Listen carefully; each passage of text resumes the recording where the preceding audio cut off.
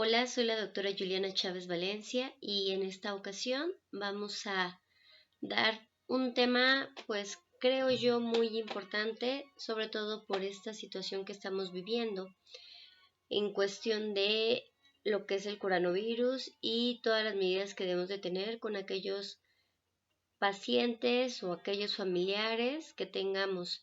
¿Por qué? Porque hablando en cuestión de esta situación que nos lleva a tener a nuestros familiares en un estado de reposo o bien ya sean los cuidadores o el personal de enfermería, algo que no se nos debe de olvidar es que el no tener la movilidad adecuada con con estos pacientes que no se pueden valer por sí mismos o que tienen una movilidad disminuida, pues obviamente lo que tenemos que evitar es llegar a tener una úlcera por presión, todavía agregarle un factor más. Entonces, ¿cuál es la finalidad de esta charla? Pues es la prevención. No queremos hablar como tal de lo que es el tratamiento de una úlcera por presión, sino más bien prevenirlo. ¿Y de qué manera se previene? Pues es bien fácil. Uno, hay que hacer la valoración como tal de lo que es el riesgo.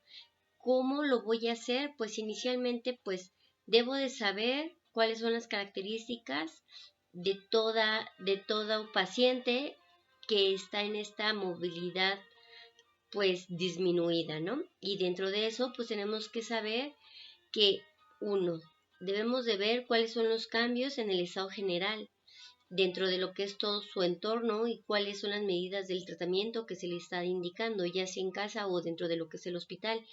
Sabemos que obviamente estos pacientes, nosotros como familiares no tenemos acceso para nada, hay un protocolo establecido. Entonces esto es directamente el cuidado que debe de llevar aún más el personal de enfermería, pero los que están en casa, que obviamente pueden ser de una manera ambulatoria, pues bueno, la movilidad también pues es disminuida o tenemos otros pacientes que no necesariamente por esta enfermedad, sino que hay miles de causas por las cuales nuestros pacientes pueden ser o pueden tener una movilidad baja, ¿no? Entonces, lo primero que tenemos que hacer es ver si hay alguna causa de algún tipo de isquemia, buscar cuál es nuestro origen. Otro, puede ser que tengamos pacientes algún tipo de recuperación de alguna cirugía que nos imposibilite la movilización o un paciente que esté en proceso quirúrgico y que esta cirugía conlleve un proceso más de 10 horas, pues obviamente si tenemos una pérdida de la sensibilidad o de la movilidad, que si tenemos un paciente con hipotensión prolongada o diferente tipo de diagnósticos que nos puede decir o pruebas diagnósticas que nos puedan decir que no se puede mover un paciente por más de 24 horas, ¿no? Sí, obviamente estos pacientes están teniendo la movilidad adecuada y otra vez lo que es el cambio del personal de lo que es la asistencia. Hay otro tipo de cosas que se tienen que valorar y dentro de esas pues es obviamente la integridad cutánea, la integridad de mi piel. Dentro de estos existen diferentes escalas y bueno, aquí lo más importante y la que más se utiliza es lo que es la escala de Braden, que obviamente nos va a estar dando pues lo que es el balance de la sensibilidad, la especificidad y lo que es, pues es de fácil de manejar. Dentro de esta, pues nos dan los siguientes valores, que es, por ejemplo, lo que es la percepción sensorial, la exposición a la humedad, la actividad, la movilidad, la nutrición y si tenemos lo que son roces o lo que son los peligros por lesiones cutáneas. Obviamente, dentro de todas estas valoraciones que se le hace al paciente, tiene una escala donde nosotros podemos decir si obviamente tiene un riesgo alto, medio, bajo y esto va de acuerdo a un puntaje que se le da. Esto pues bueno, siempre se tiene que hacer la revaloración cada 24 horas porque hay que estarlos revisando y pues haciéndolos constantemente. Otro punto importante pues es lo que es el cuidado de la piel propiamente, que era lo que yo les comentaba, que era hacer la valoración del estado de la piel. y pues esto se hace diario, como lo acabo de comentar, ya que se tiene que realizar un aseo diario a todo aquel paciente que tenga una movilidad limitada. Pues se tienen que hacer sobre todo hincapié en las zonas que tienen una prominencia ósea, como por ejemplo el sacro, las caderas, los tobillos, los codos.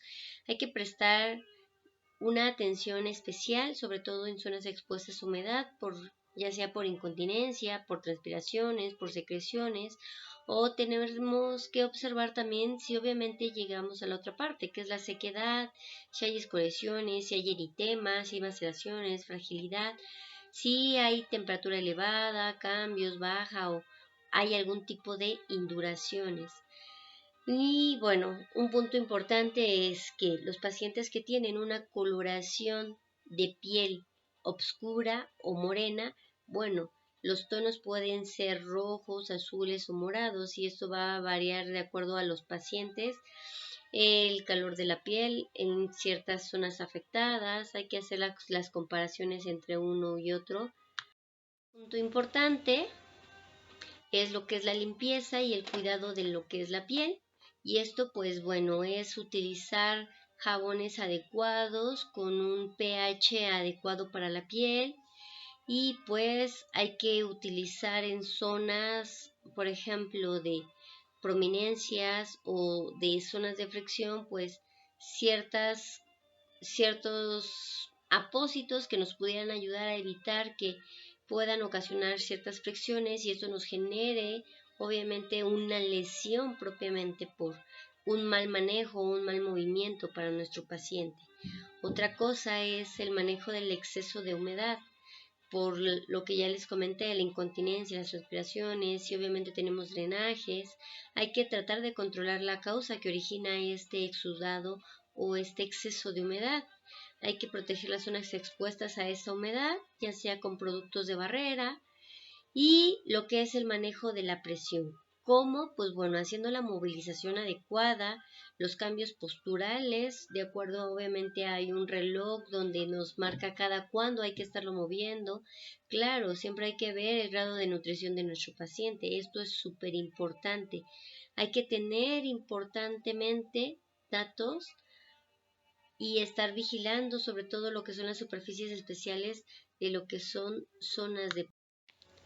Dentro del cuidado de nuestros pacientes también tenemos que evitar ciertas intervenciones que para nosotros son iatrogenias o que pueden ocasionar o pueden generar o provocar nuestro primer paso para tener una lesión o más bien una úlcera por presión y esta es pues tenemos la mala idea de que se debe de colocar ciertos rodetes o flotadores en una superficie de algún asiento para que así obviamente evitemos la presión, pero esto en vez de repartir la presión que ejerce el peso del cuerpo, la va a concentrar sobre una zona corporal que esté en contacto con el rodete y esto va a provocar un edema, una congestión venosa y esto va a facilitar la aparición de la úlcera.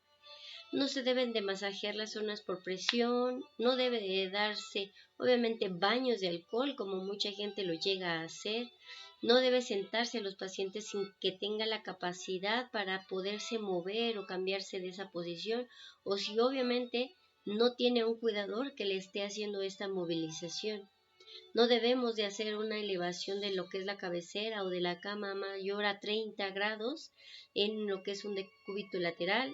No debe de sobrepasar esta inclinación que es súper importante y no se debe de arrastrar a las personas porque vamos a provocar lo que es una fricción y esto va a generar obviamente una lesión a nuestra piel.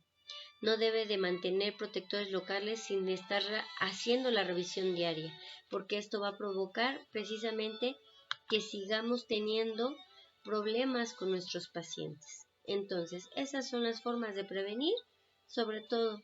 Entonces, más adelante estaremos hablando propiamente ya de cuándo empiezan a aparecer o cómo clasificamos esas úlceras por presión. Que tengan un bonito día y esperemos que les sea de utilidad. Gracias.